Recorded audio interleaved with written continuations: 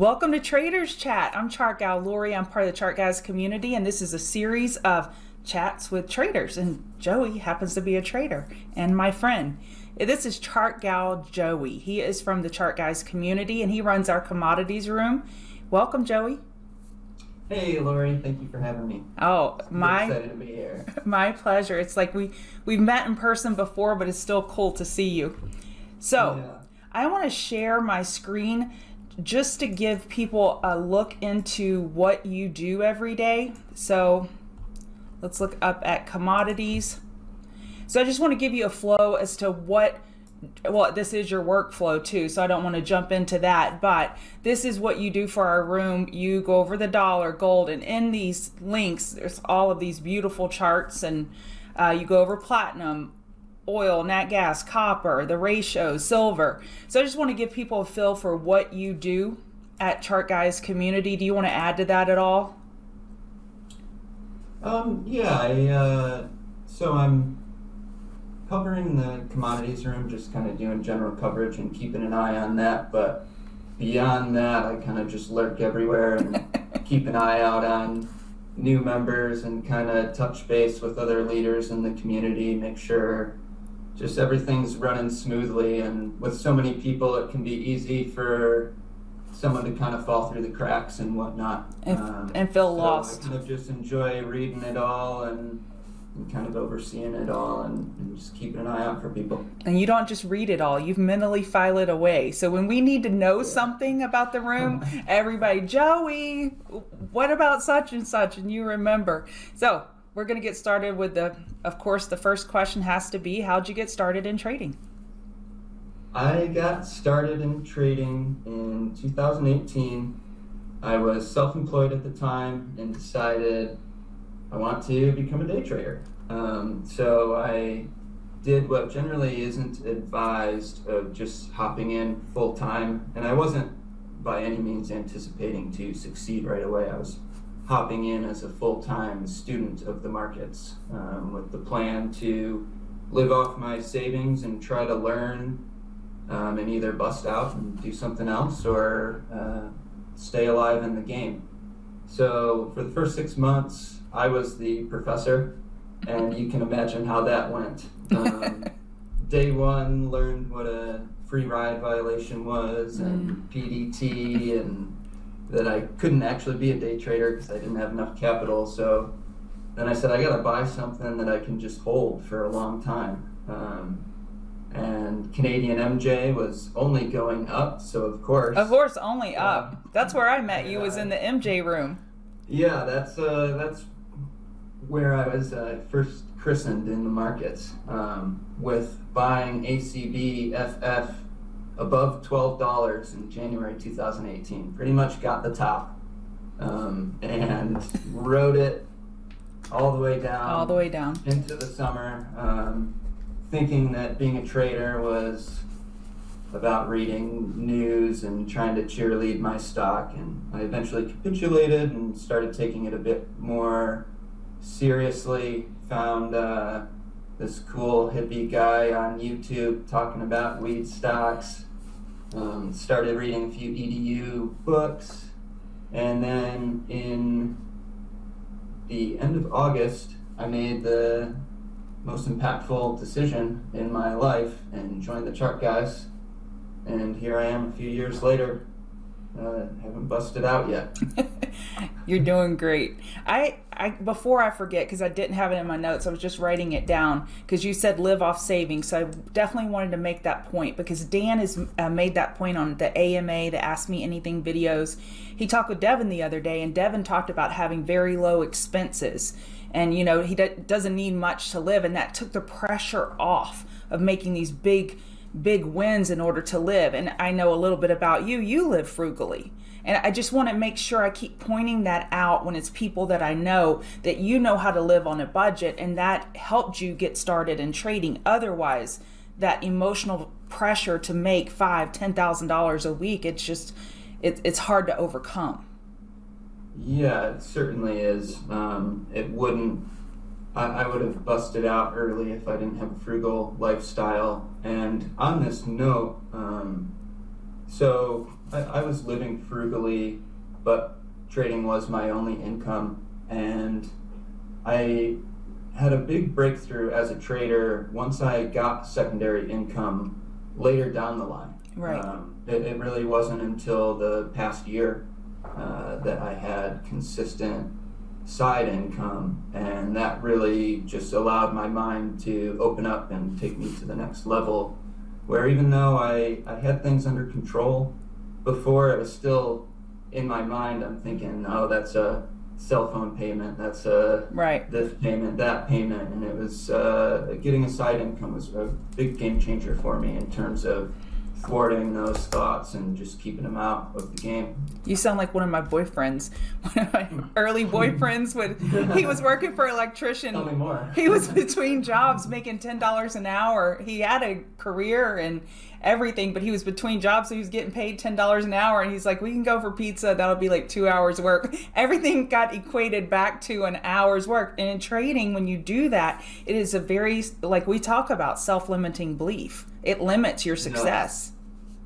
Yeah, it certainly limited my success, and it would make losses feel a lot bigger than they actually were. And because I was doing it full time and kind of lacking balance in my life, because I was trying to bolster my experience and knowledge, trying to hit it as hard as I could, I didn't really have the balance to offset that either. So I just was putting too much weight on the outcomes of trades, and that's not going to lead to long-term success if you're having emotional reactions to everything that's going on daily. Yes.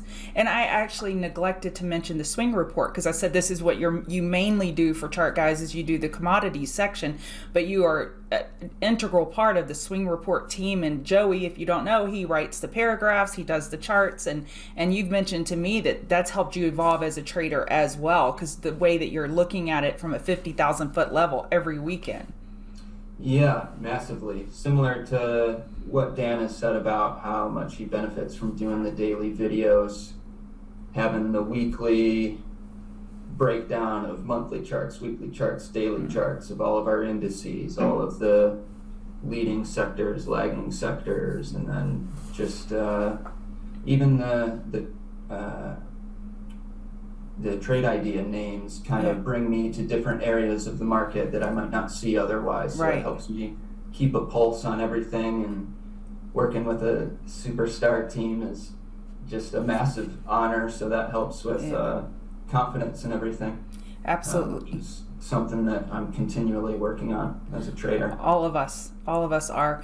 How many times did you think about quitting trading? I didn't think about quitting once, Lori. You know what? I keep asking this question to everyone, and they say never, because it's not an option when it's your absolute passion. So I think I just need to throw this question out, because I'm just amazed. Nobody's thought about quitting. I've been distraught, but I never thought about quitting. You've been distraught, I'm sure. Oh, certainly. Like the market has brought me to dark places many times. Distraught, despair, just feeling totally the wind taken out of you on all levels. Absolutely. But at the end of those days, after kind of decompressing and whatnot, my fire is just burning a bit lighter. That's awesome. And that just keeps me going. What do you think is the most valuable character trait for a trader to be successful? I think it is important. I said character. I didn't mean that. Any trait. I'm sorry. I shouldn't have said character trait, but just a trait in general. I think one of the most important things for a trader to possess is being open-minded. I think anytime you're setting up a trade, our strongest and most important tool as traders is our risk management. And the other side of that, you've got your reward side, what you hope to have happen, and then you've got your risk side of what if the opposite side of the thesis is correct. And I think just being open-minded in nature allows you to really see the opposite side of the trade, and then also just keep you listening to what the market has to say, as opposed to imposing your beliefs or desires or aspirations for where you want price to move. Keeping your voice down, your volume in your head down and the volume up on the price action. And it's hard to do. You want to impose your bias on it, but it doesn't work like that, does it? No, and that's exactly it. And I think the core of, or one of the roots of being able to do that is just being open-minded in nature. Yeah, for sure. What's your favorite type of trading? Swing trading or day trading? I am a day trader at heart. I like hopping in the ring intraday. That's where I feel most comfortable. But I will say, kind of along the lines of getting a side income and what that did for my trading, when I developed a swing game and I was more disciplined with maintaining it and managing the portfolio, it really helped my day trading because it provided a nice tailwind. Right. And it didn't leave as much pressure on me to perform daily to make the money that I needed to make. So I owe a ton to Lamont for that. He has been on me since the beginning about swing trading. Actually, a real quick funny story about that. He, through 2019, the whole year, he was like, man, you should swing trade. You should swing trade. You should swing trade. And then finally, in 2020, in March, I said, all right, Lamont, I'm a swing trader now. And at this point in my career, I had a really tight risk profile. I was pretty risk averse. Usually like less than 0.5% of my account risk per trade, more often like 0.2 or 0.3, and with a pretty small account as well. But I got into this heavy lift trade, and I was going to risk a full 1% of the account. I was gung-ho and let's do it, and it was right before the first weekend into the COVID gap down. And that kept me from swinging for another like 6 months or 8 months, but Lamont didn't give up and I didn't give up, and now I've got a swing portfolio that I'm very grateful for. That's wonderful. What is your number one edge in the market? You know, I had to think about this one for a minute, and I'd say to sum up my edge, I create multi-time frame trend roadmaps and use retracement size and health to evaluate most likely scenarios. And that's pretty much everything that I do operates within those roadmaps. And if I can elaborate on your edge, because I know how you trade, you look for that confluence. So for that EMA that matches up with that Fibonacci retracement in multiple time frames and possibly even 15-minute or hourly oversold coming into that confluence of levels, that's your magic. Yes, exactly. When you can get all of those pieces to the pie lining up when you're looking for like a weekly high or low as well or something, and just all these different time frames are given the same signals for the same potential. Right. And those are the trades that I try to seek out, try to not mess around with trades that could work out and focus on taking only trades that should work out. I like that. Should versus could. Interesting. So what is your pre-market rituals? What's your workflow? I wake up nice and early. I get some coffee and I go outside, enjoy some fresh morning air, come inside, check out the charts, fill out my personal whiteboard, have a little more coffee, have a little more fresh air, come back inside, do the commodities rundown for the chat room, and then I like to kind of relax the half hour before market open, and I'll go back outside for that and have the sunshine coming on me and just wait for the bell. And I usually step back inside and sit down at the computer right about 9:28 or so. Okay. And that fires off the day. So controlling the tempo of the morning and just making sure that you keep it very mellow so you stay in the right zone, because we're all trying to achieve flow. We talk about flow a Yeah. lot in the chart, guys. We're trying to get into that flow state. Certainly. And a big part of that for me, I found, was that I needed to get up a good bit earlier than the market opens, because if I get up at 8 p.m., I'm certainly awake, or 8 p.m., goodness. If I get up at 8 a.m., I'm certainly awake by the time the bell rings, but I'm not ready to put risk on. I'm not ready to think clearly, and I'm not prepared to do what I need to do for my job. So I just had to start waking up a good bit earlier than that. And at this point, I've got a good sleep schedule where I'm not really needing to use an alarm to get up in the morning, and usually up between 5 and 6:30 or something like that, and just wake up naturally and roll into the day. I know a thing or two about getting up early. Yeah, you get up when Devin goes to bed. I know, I do. I see him post, and I'm like, he's still up, and I'm getting up for the day. How many names do you monitor in the day, typically?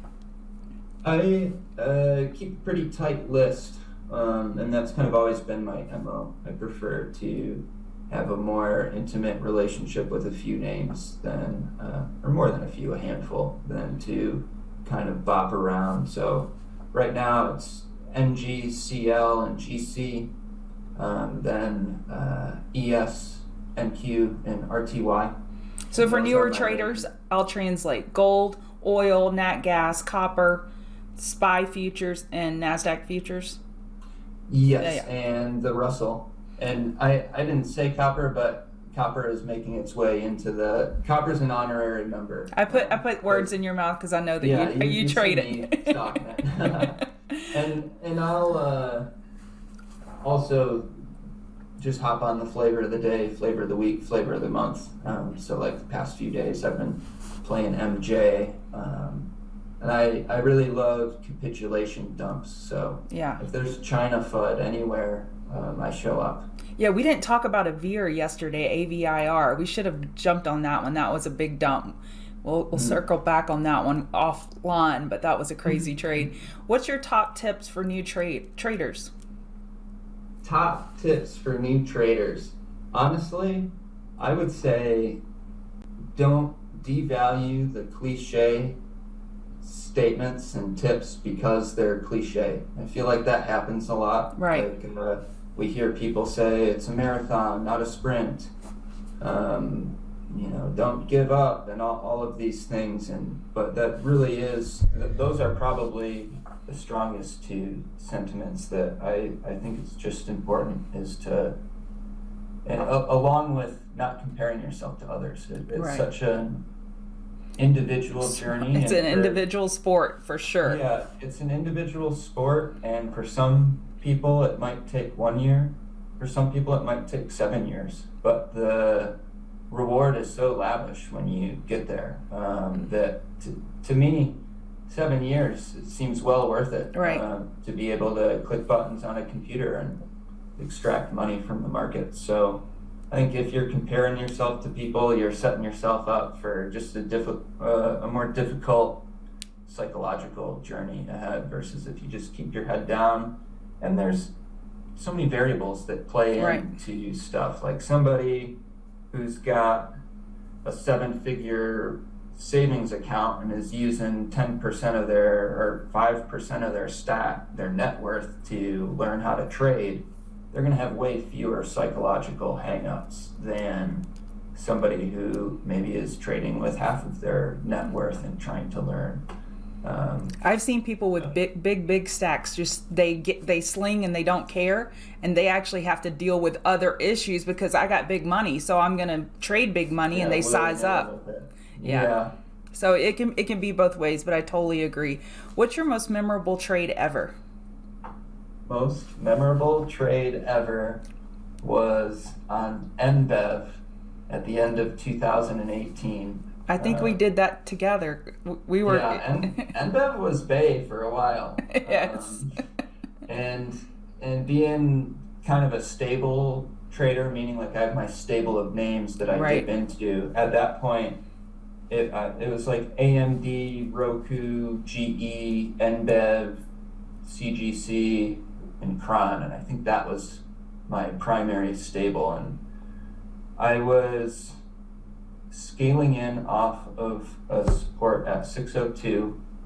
I was going to play off of 6 psychological. The trade wasn't totally working for me, and then in the moment I said, well, the stop is close, and we'd gotten pretty close to the stop. So I said, I'm gonna double down, go all in, and I'll stop out. I'm gonna assume a little bit more risk. It was 2% of my account, maybe something like that, which is a pretty high risk. But for a smaller account, I was willing to roll with that. And we got down to support, and the support didn't just like break and flush fast. It was one of those candles that just appeared, and it printed down to 580. My market stop triggered, and then my stop ate up the asks all the way back up, starting the V-shaped bounce to new highs. Wow.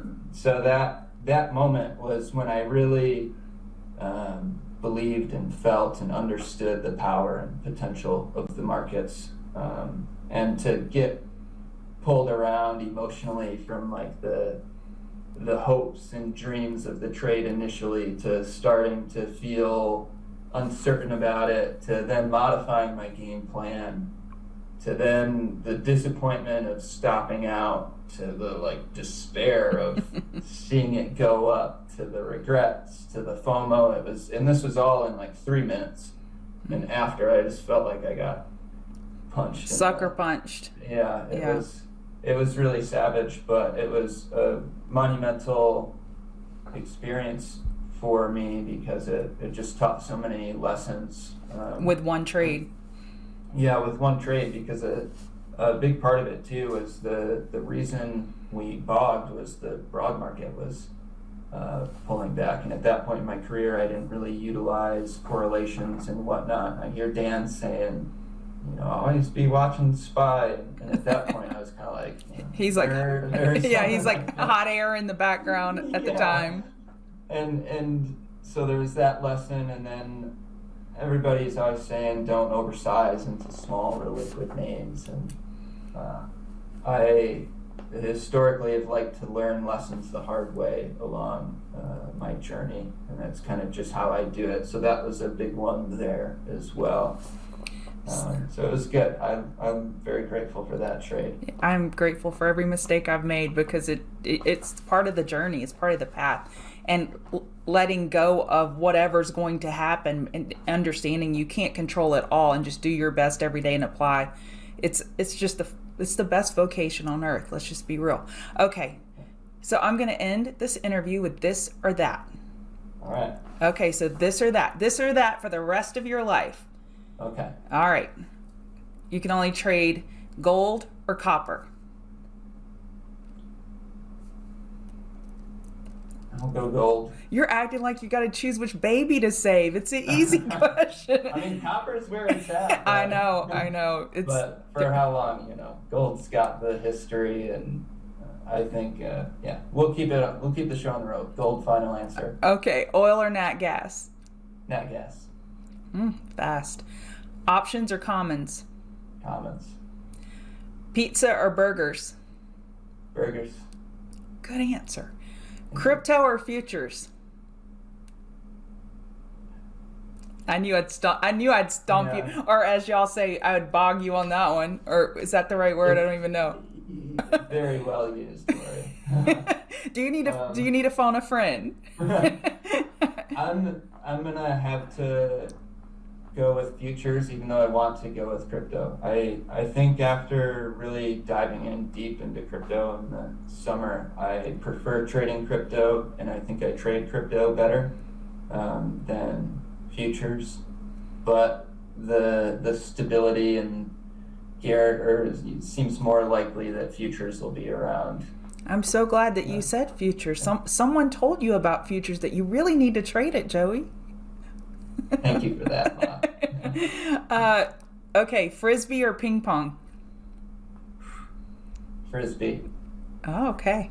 Yeah, Dan just let out a sigh of relief. Coming for that throne. You are coming for that throne. You're pretty good. YouTube or Netflix? YouTube. Trading View or Toss? Trading View. Well, for charting. For charting. Trading View. Yeah. Fibs or EMAs? This is specifically, I don't ask anyone else this. I put this question in there because I needed to know the answer to this, because I know you rely on them so heavily. So you gotta pick one for the rest of your life. You can only use one. EMAs. Interesting. Yeah, tough decision, but EMAs. Tough decision. Joey, thank you for sitting down with me for Traders Chat. I appreciate it. Thank you for all your candid answers. And if you want more of Joey, you can join the Chart Guys and you can hang out with him in the Commodities channel. All right. Thank you so much, Joey. Thank you so much for having me, Lori. Truly an honor to be on here with you.